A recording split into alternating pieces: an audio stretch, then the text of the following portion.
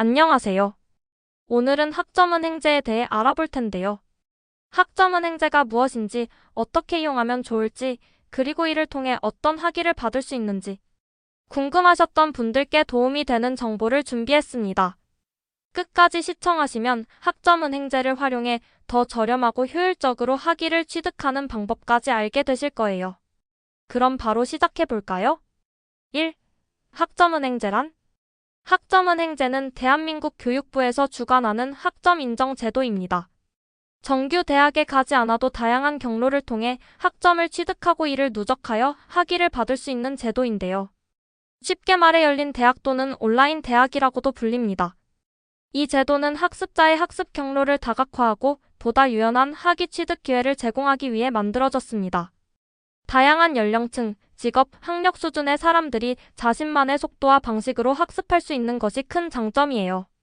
이름처럼 학점제로 운영해 필요한 학점을 이수하면 과정을 마칠 수 있어 학년제로 운영하는 일반 대학에 비해 기간을 조금 단축시킬 수 있다는 장점이 있습니다.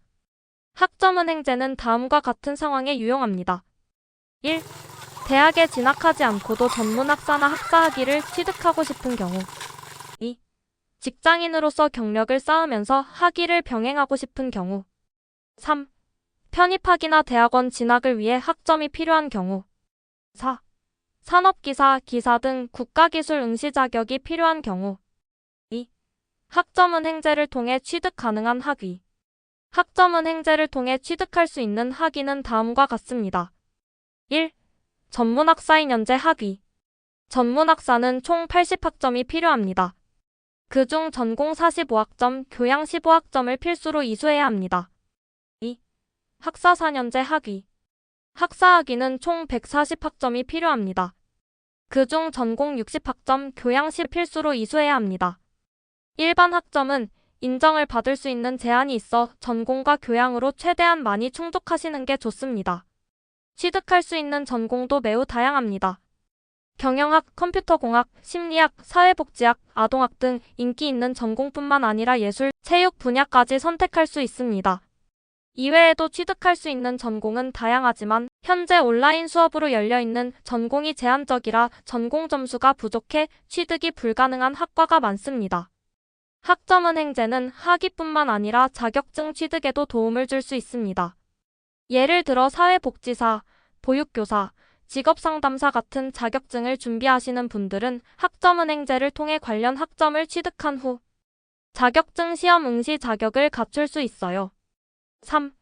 학점 취득 방법.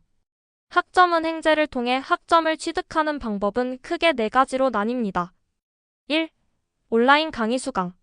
학점은행제와 연계된 교육기관에서 온라인으로 강의를 듣고 학점을 취득할 수 있습니다.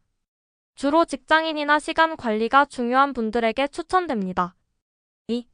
자격증 취득. 국가공인 자격증을 취득하면 일정 학점으로 인정됩니다.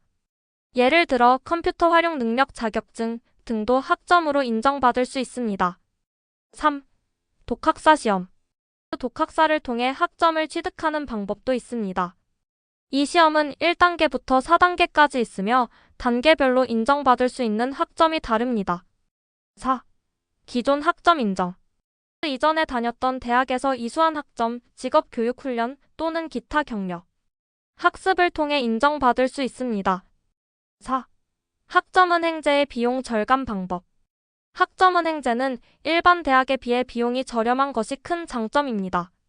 하지만 그래도 저렴하게 이용할 수 있는 방법이 더 있습니다. 몇 가지 팁을 알려드릴게요. 1. 사전 계획 세우기. 무작정 강의를 듣기보다는 자신의 목표 학위와 전공에 필요한 학점을 미리 계획하세요.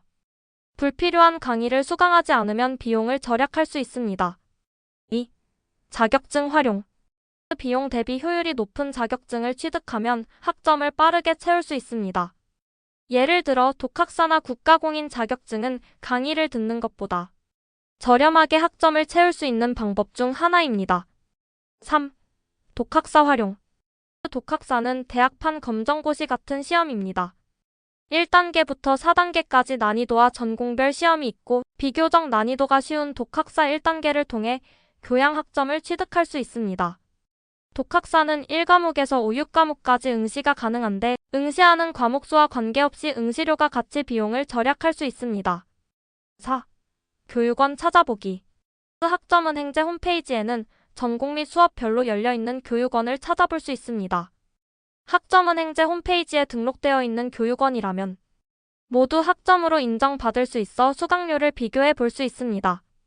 5. 학점은행제의 장점과 유의사항. 장점 1. 유연성. 시간과 장소에 구애받지 않고 학습할 수 있습니다. 2. 비용 효율성. 일반 대학 등록금에 비해 훨씬 저렴합니다. 3. 다양한 학습 경로. 강의, 자격증, 경력 인정 등 다양한 방법으로 학점을 취득할 수 있습니다. 4. 경력 향상. 학위나 자격증을 취득해 이직, 승진, 취업에 도움을 줄 수 있습니다.